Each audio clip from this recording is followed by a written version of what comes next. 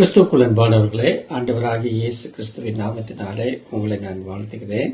நாம் இந்த நாட்களிலே உபவாசத்தை குறித்து தியானித்துக் கொண்டு வருகிறோம். அதன் அடிப்படையில் இந்த நாளிலே கொடுக்கப்படுகிற செய்தி 3வது செய்தி. அது தானியேலின் புத்தகம் 10ஆம் அதிகாரம் 2-3 வசனங்களை அடிப்படையாக கொண்டது.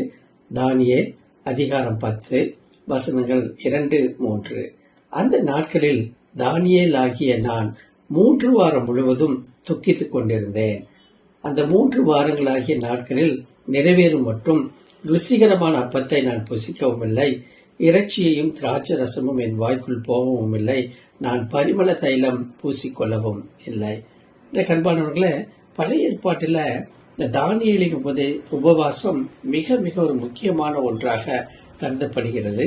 இன்றும் உலகளவிலே வரலாற்றில் டேனியல்ஸ் ஃபாஸ்டிங் என்கிற ஒரு சொல் தொடர்ந்து கிறிஸ்தவ வட்டாரத்தில் பயன்படுத்தப்படுகிறதை நாம் பார்க்க முடியும். ஆகவே இந்த பகுதியை நாம் பார்க்கிற பொழுது இங்கு சொல்லப்படுகிற தானியேலின் உபவாசம் ஏன் மிக முக்கியமாக காணப்படுகிறது என்று சொன்னால், வரலாற்றிலே ஒரு மிகப்பெரிய மாற்றத்தை உண்டாக்கினவர் தானியேல் தீர்க்கதரிசி.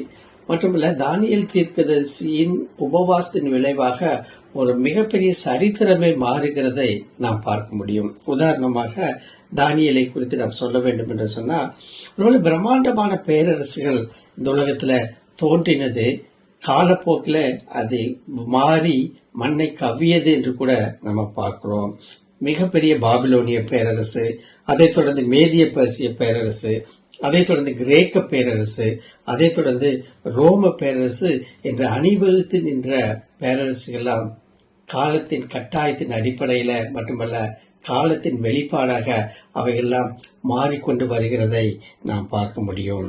பாபிலோனிய பேரரசை வீழ்த்த மேதிய பர்சிய பேரரசு அரியணையை பிடித்தது என்று பார்க்கிறோம். இந்த மேதிய பர்சிய பேரரசை தாக்கும்படியாக கிரேக்க பேரரசு விரிந்தது. அதன் பின்பதாக ரோம பேரரசு இடம்பெற்றது என்று பார்க்கிறோம். ஆகவே இப்பேற்பட்ட காலகட்டங்களில் தானியேல் தீர்க்கதரிசி சுமார் 16 வயதில் அவர் சிறை கைதியாக பாபிலோனுக்கு கொண்டு போகப்படுகிறதை நாம் பார்க்கிறோம்.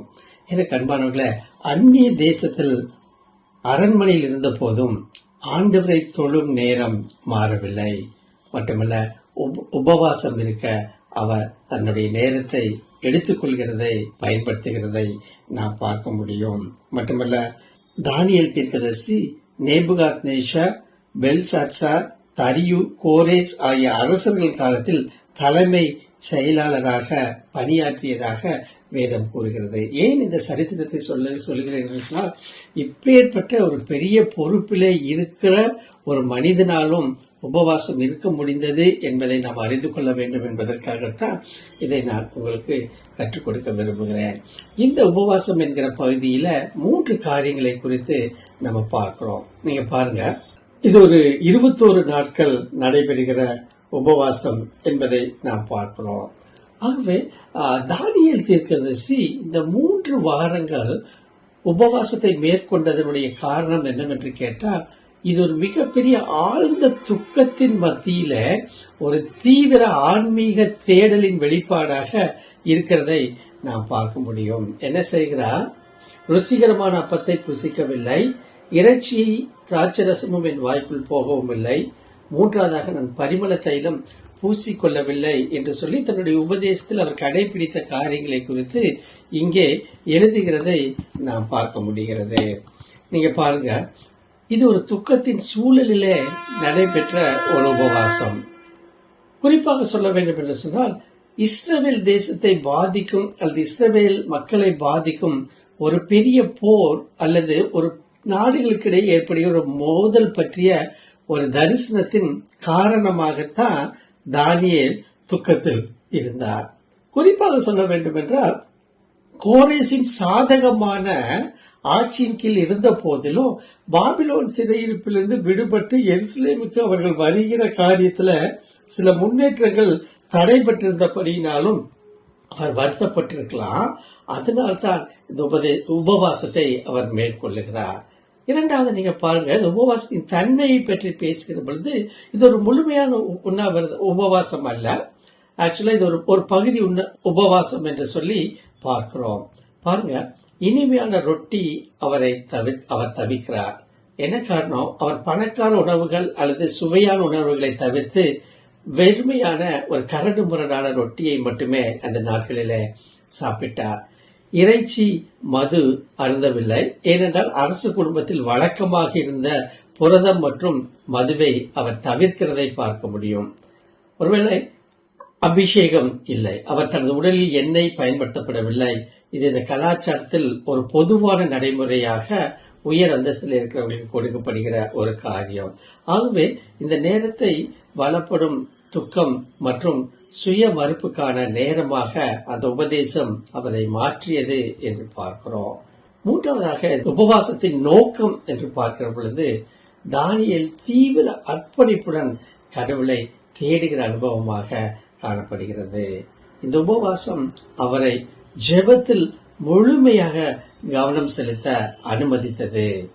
ஆறுதலை நீக்கி தனது மக்களின் பாவங்களுக்காக துக்கத்தை வெளிப்படுத்தவும் தெய்வீக ஞானத்தையும் தேடவும் உதவியது. இதன் விளைவு என்ன நடந்தது? பரலோக உலகத்துல ஒரு மிகப்பெரிய எதிர்பார்ப்பு, இடையூறுகள் இருந்தாலும் வானமண்டலத்தின் சேனைகளோடு போர் புரிகிற அனுபவமாக இந்த உபவாசம் அதன் விளைவு இருந்தாலும் 21 நாட்கள் தாமதப்படுத்திய போதிலும் இந்த உபவாசத்தில் தானியேலின் விடாமுயற்சி எதிர்காலத்தை பற்றிய ஒரு புரிதலை கொண்டு வருகிறதாக மட்டுமல்ல, ஒரு பரலோக மனிதன் தேவதூதர்களே இறங்கி வந்து செய்தியை கொடுக்கிற ஒரு அனுபவமாக மாறியது. இறைக்கன்பான தேவனுடைய பிள்ளைகளை, எது உண்மையான உபவாசம் என்று சொல்லி நாம் தியானித்துக் கொண்டு வருகிறோம்.